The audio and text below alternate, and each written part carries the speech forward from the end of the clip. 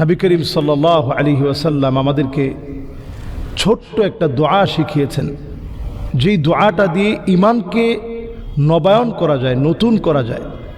সাহাবায়ে কেরাম বলতেন যে ইয়া রাসূলুল্লাহ, কিভাবে ঈমানটাকে নতুন করব, নবায়ন করব? নবীজি বলেছেন জাদ্দিদু ঈমানাকুম কাইফা নুজাদ্দিদু ঈমানানা।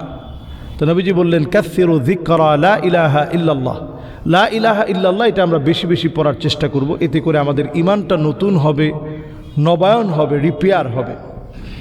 আল্লাহ আমাদেরকে বোঝার তৌফিক দান করুক।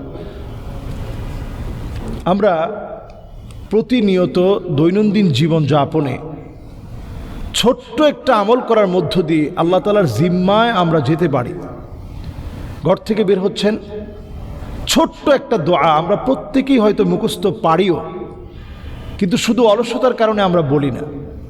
সেই দোয়াটা হচ্ছে এই বিসমিল্লাহি তাওয়াক্কালতু আলাল্লাহ লা হাওলা ওয়ালা কুওয়াতা ইল্লা বিল্লাহিল আলিয়্যিল আযীম। এতটুকুন দোয়া পড়ে যদি আপনি বের হয়ে যান, আল্লাহ তাআলা আপনার জন্য জিম্মাদার হয়ে যাবে, আল্লাহ তাআলা আপনার জন্য যথেষ্ট হয়ে যাবে। আমরা এই ছোট্ট দোয়াটা পড়ার চেষ্টা করি।